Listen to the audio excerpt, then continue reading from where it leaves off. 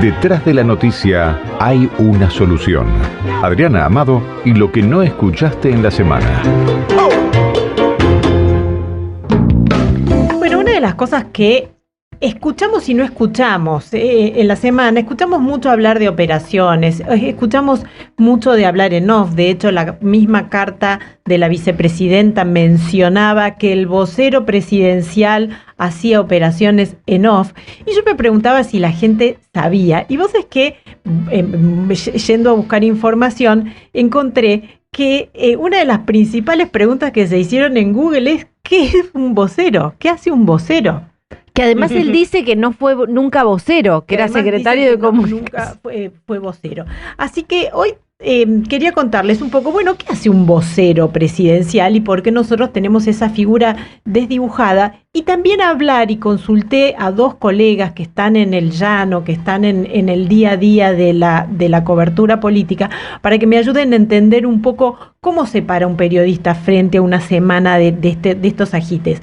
Uh-huh. Nosotros tenemos un problema con el vocero presidencial porque, como bien señaló la vicepresidenta, no habla, pero no habla hace mucho, no habla hace 20 años. Claro, los de la expresidenta tampoco. Los últimos voceros presidenciales que hablaron fue el de Duhalde. ¿Se acuerdan quién era el vocero de Duhalde? Ustedes eran muy chicos, pero yo lo busqué en Wikipedia. Eduardo Amadeo. Amadeo, sí. Y antes habían sido los voceros de la Rúa, que había estado Darío Lopérfido, Ricardo Ostuni, Juan Pablo Bailac. ¿Cuál es la idea de tener un vocero?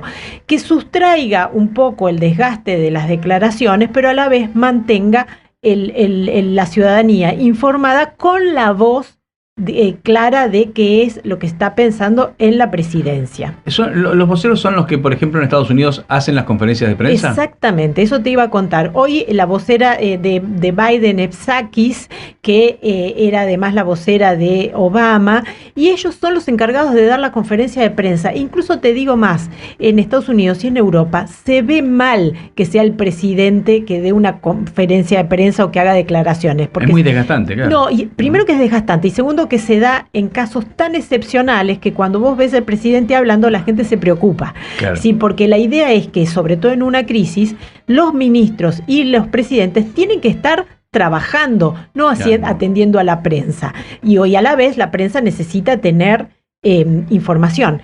El hecho de que a partir de Kirchner los voceros se silenciaron, ¿sabe? Los voceros de Kirchner fueron Núñez y fue Cosimarro, que estaban más relacionados a la lógica del contacto con medios. De hecho, para el caso de Alberto Fernández, sube Juan Pablo Biondi, que es la persona que fue cambiada esta semana, que viene de trabajar con él, incluso desde antes era del parte del grupo Callao, y se anunció que asumía Juan Ros, que trabajó en la Secretaría de Medios. Entonces acá lo que tenemos son personas que, más que conocimiento declarativo, cuando vos buscas bibliografía de portavoces, ¿qué tiene que ser un portavoz? Un portavoz tiene que ser claro, preciso, creíble, transparente, tiene que tener incluso dotes oratorias, porque tiene que de comunicar cosas con precisión y con credibilidad. No es el caso de ninguno de los voceros presidenciales que nosotros tenemos. ¿Y esto por qué? Porque la lógica de la información presidencial está pensada para ocultar más que para decir. Entonces todo está pensado para que vos no tengas acceso, para que los cronistas o los periodistas acreditados tengan dificultades de contar. Ahí le pregunté a un querido periodista y más querido oyente que nos escucha siempre, Hernán Mundo, que es un cronista de... Besos a Hernán y a Rosedali. Pero bueno, Hernán es cronista de Radio Nacional, uno lo puede escuchar todas las mañanas estando en los lugares claves, con lo cual escuchemos un poco qué nos dicen de su experiencia esta semana.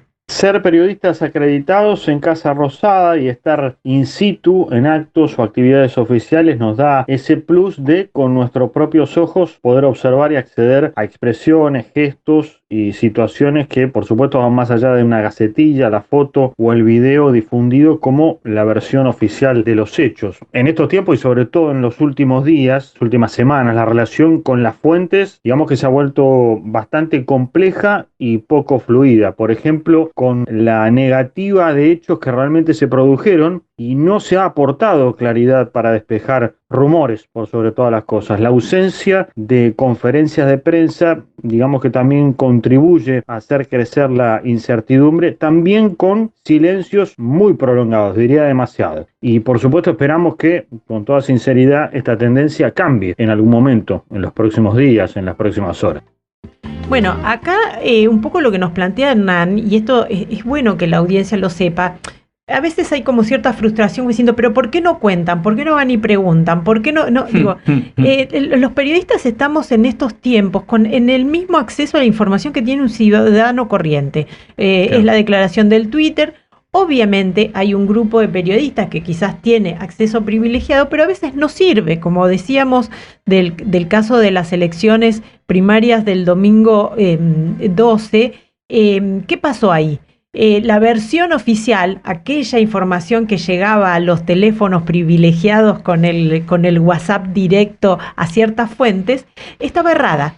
Entonces, un poco lo que nos dice Hernán, a veces cuando vos le preguntás a la fuente oficial, te niega lo que ocurre y en otros casos te dice algo que no ocurre. Con lo cual, la declaración o el valor del voceo se debilita. Y el pedir acceso a los medios es tan fundamental que la otra fuente que consulté es Franco Fafazuli, que él es el autor de aquella foto famosa que sintetizó la elección del domingo pasado, que era la de Infobae, claro. Cristina Fernández mirando para el piso en una posición de derrota tan clara. Esa foto fue sacada por Franco Fafazuli después de mucho trajinar para ser admitido en los actos. Es decir, lo que suele pasar es que las propias fuentes oficiales difunden las fotos. Y obviamente... ¿Siempre fue así? No fue así. Esto ocurrió a partir de que los Kirchner dejaron de permitir el acceso a los periodistas. Esto también pasa en Venezuela, esto también pasó en Ecuador, es decir, la lógica de cerrar el acceso a las fuentes oficiales y hacernos creer que hay información porque la propia fuente publica lo que quiere. Las fotos que vemos son siempre las mismas. Las fotos que vemos de poder son siempre las mismas en todos los medios. Exactamente. No se diferencian los medios. No es que un buen fotógrafo pueda conseguir una foto porque no pueden entrar a sus lugares. Exactamente. Escuchémoslo a Franco a ver qué nos cuenta cómo es ser reportero gráfico en estos tiempos. Básicamente las principales restricciones que tenemos son los accesos a eventos, ya sea de algún partido político o directamente de presidencia, es decir, alguna presentación que haga el presidente, algún anuncio, algún proyecto nuevo, alguna inauguración de alguna obra, o lo que más nos llamó la atención fue la llegada de las vacunas, que pensamos que era una gran noticia para todos, que todos ansiábamos cubrir, y nos vimos que tuvimos que realizar la cobertura trepados a árboles desde Seiza, ya que no nos habían acreditado directamente para contar con un acceso. Todo esto ocurre bajo el protocolo sanitario de COVID, que es lo que utilizan ellos como excusa, pero después cuando vemos las imágenes de lo que fue el acto, termina siendo algo multitudinario y no entendemos cómo en un evento que participan 500 personas no pueden haber 10 fotógrafas de diversos medios realizando nuestro trabajo y documentando lo acontecido como se debe. Es decir, que lo que pretenden que tengamos son gacetillas visuales, digamos, ¿no? Exactamente. Fíjate control. Lo que planteaba, yo no sabía que no habían podido los fotógrafos fotografiar la llegada de las vacunas. Estamos hablando de un lugar público como un aeropuerto, no se trata solo de la restricción a ciertos espacios que pueden llegar a tener cuidado. Perdón, yo ahí me hago preguntas sobre la legalidad de esas prohibiciones, como que un punto en el que digo... No sé si hay una... No lo es, porque vos tenés una ley de acceso a la información. Perdón, un paréntesis en otra cosa. no es legal que los varados estén varados en el exterior del país. Absolutamente. Bueno, absolutamente. La mención del protocolo COVID, fíjate cómo también se le intenta dar un viso de legalidad a lo que no lo tiene. Fue un protocolo que, ¿se acuerdan cuando fueron criticados de que estaban haciendo a la mitad del año 2021, que como hacían actos multitudinarios y todavía estábamos en pandemia? Hicieron un protocolo diciendo, bueno, vamos a restringir el acceso, se va a hacer el control, y lo que terminó pasando era que no accedían los periodistas. ¿Cuál es la diferencia de que acceda un periodista? Acá lo escuchamos a Franco contar cómo fue la historia de esa foto, que fue la mejor foto que nos dejó las elecciones. A ver. Esa foto fue posible básicamente porque nos habilitaron un ingreso a únicamente 4 fotógrafos. Yo era uno de ellos, que me encargué de hacer un pool de prensa, es decir, repartía las fotos que hice con todos los medios del país, lo cual implicó una gran responsabilidad para mí. En definitiva nos ubicaron a 70 metros, lo cual se complicaba también tener imágenes limpias, dada la cantidad de gente que había en el medio, la distancia a la cual estábamos ubicados. Entonces, la verdad que fue todo un desafío. Yo en el momento, cuando hago la foto, pienso que tengo una buena imagen, pero sigo trabajando porque uno nunca sabe si tenés un tiempo limitado para estar ahí adentro, si te van a sacar o si puede pasar algo más y perdérselo, además en esos momentos en los que hay que estar muy atentos a las miradas de los personajes principales que están arriba de la tarima. Entonces en ningún momento bajé la mirada para confirmar que tenía esa imagen. Nada, caí en cuenta una vez que mandé el material, me aseguré de que sí, era una imagen de impacto, y terminó de caer la ficha completamente cuando venía en el remis de vuelta a casa y veía todos los principales portales y diarios del país con esa imagen, y me metí a Twitter y gente mencionándome, y a lo largo de esta última semana la verdad que me explotó el teléfono con halagos, críticas, de todos lados, así que afortunado por haber hecho esa foto, y no lo veo como un limitante, sino como algo que me motiva a conseguir más imágenes entre los y las políticas de nuestro país. Bueno, a ver, es impresionante lo que pasa con la contundencia de una imagen que no pasa con casi nada más, ¿no? La contundencia de una imagen. Hay una cuestión de cómo se construye la gramática de las imágenes que se difunden. Ustedes van a ver que siempre la perspectiva la pone al orador, en este caso la oradora, en primer plano. Entonces da la sensación de que la presidenta es mucho más alta incluso de lo que es. Ustedes saben que la altura real de Cristina Fernández es casi un secreto de Estado. No se sabe qué estatura es. Se sabe que es una persona de estatura bastante baja y que está acomplejada, por eso el dato que está en la Wikipedia no coincide con la estatura real. Y muchos de estos efectos se logran gracias a las imágenes. Pero tiene volumen. Pero tiene volumen político. Fíjense como un detalle mínimo, que es una perspectiva distinta a la que elige la fuente oficial para mostrarse, cambia totalmente la percepción que nosotros tenemos del poder. Por eso es tan importante que accedan los cronistas. No hemos visto fotos del velorio de Maradona desde adentro, no hemos visto fotos del velorio de Menem desde adentro. Los grandes momentos están fotografiados, solo tiene una versión oficial. No hay otro ojo más que el ojo del poder. Esto en otros países es inadmisible, y de hecho nosotros tenemos periodistas acreditados, pero lo absurdo es, como explicaba Franco, que sobre todo los reporteros gráficos se los pone muy lejos de la tarima o del escenario. No tienen acceso, no pueden circular, no pueden tomar imágenes con la libertad. ¿Hay quejas de parte de las organizaciones sindicales, de los periodistas y de reporteros? No, de hecho, yo este tema lo traigo, es un tema que vengo trabajando hace muchísimo, porque saben que el tema del acceso a información es... Y la prensa de la prensa. Lo he escuchado, lo he escrito, pero hubo quejas del Foro de Periodismo Argentino, en algunos casos hemos hecho nosotros algunas expresiones públicas, pero no, porque también tiene que ver con una pérdida de poder de los medios, en el sentido de tienen menos recursos, entonces asignar una persona a los actos oficiales con el trabajo que significa acreditarlo cada vez está al alcance de menos medios. Sí, ahí yo cuestiono un poco y nos tiro la pelota a nosotros. Me parece que, bueno, lo de los no recursos es una realidad, pero creo que hay un recurso fundamental que es cimiento del periodismo y que me parece que se ve en trabajos como el de Franco, que es la irreverencia. que es la rebeldía. O sea, la rebeldía es motor de la actividad periodística. Si no entendemos eso, y es muy difícil, sobre todo enfrentarse. El periodismo es esencialmente el deseo profundo de molestarle a alguien ejerciendo el poder. Es probable que Franco no cambie el auto. Menciona algo muy interesante, Franco, que es el pool de prensa. Ustedes saben que en el avión de los Estados Unidos, el Air Force One, se sortean los pasajes de los periodistas que viajan, ¿no? Sí. Uno cuando viaja con el avión presidencial llega al tiempo que la comitiva y entonces puede hacer la cobertura. Entonces, primero, en Estados Unidos, las personas que salen favorecidas para viajar en el avión presidencial tienen que pagar el pasaje, los medios tienen que pagar el pasaje, y lo pagan en business porque es bastante buena calidad el viaje.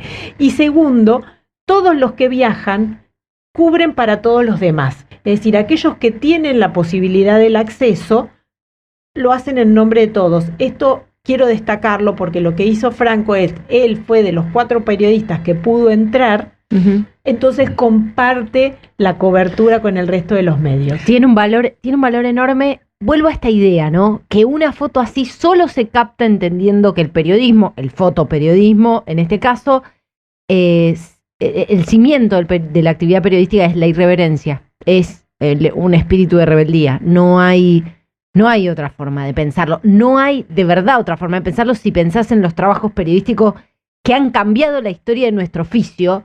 La base de eso es casi una cuestión que no quiero expresarla, pero no quiero que suene mal, pero es casi una pulsión adolescente de decir, no, acá hay algo que me molesta y estoy dispuesto a asumir el costo porque esto me resulta injusto y me molesta. El problema es que esa pulsión adolescente entra en colisión con tener que pagar las expensas. Claro, lo que pasa que plantea... No, es que no entra en colisión. Y déjame que desplantee también... Estaba siendo cínico. Sí, ya lo sé. Pero, quiero decir, los medios que hoy están dando vistas de subsistir, que están teniendo audiencia, son los irreverentes. Sí, es decir, obvio. Además, la lógica de tener un financiamiento oficial por sobre una base de lectores... se pone en evidencia que el financiamiento oficial es de muy corto alcance. Incluso muchos que se habían enriquecido en periodos anteriores, hoy no existen, hoy los medios quedaron devastados.